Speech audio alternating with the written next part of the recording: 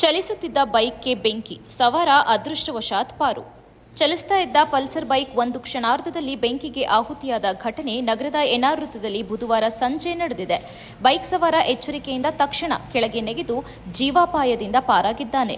BM ರಸ್ತೆಯಲ್ಲಿ ಬರ್ತಾ ಇದ್ದ ಪಲ್ಸರ್ ಬೈಕ್ ಎನ್ಆರ್ ವೃತ್ತದತ್ತ ತಲುಪುತ್ತಿದ್ದಂತೆ ಏಕಾಏಕಿ ಬೈಕ್ನಿಂದ ಹೊಗೆ ಹಾಗೂ ಬೆಂಕಿ ಕಾಣಿಸಿಕೊಳ್ಳತೊಡಗಿತು. ಇದನ್ನು ಗಮನಿಸಿದ ಬೈಕ್ ಸವಾರ ತಕ್ಷಣ ಬೈಕ್ನಿಂದ ಕೆಳಗೆ ಇಳಿದು ದೂರ ಸರಿದಿದ್ದಾನೆ.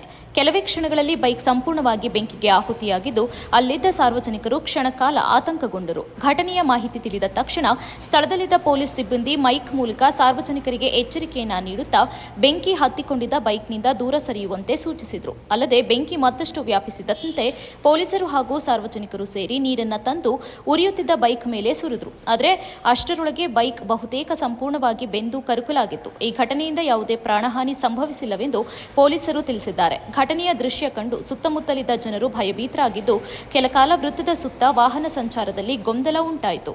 ಈ ಸಂಬಂಧ ಪೊಲೀಸರು ಪ್ರಕರಣದ ಕುರಿತು ಪರಿಶೀಲನೆ ನಡೆಸುತ್ತಾ ಇದ್ದು, ಬೈಕಿಗೆ ಬೆಂಕಿ ತಗುಲಲು ಕಾರಣವೇನು ಎಂಬುದನ್ನು ತಿಳಿದುಕೊಳ್ಳಲಾಗುತ್ತಿದೆ.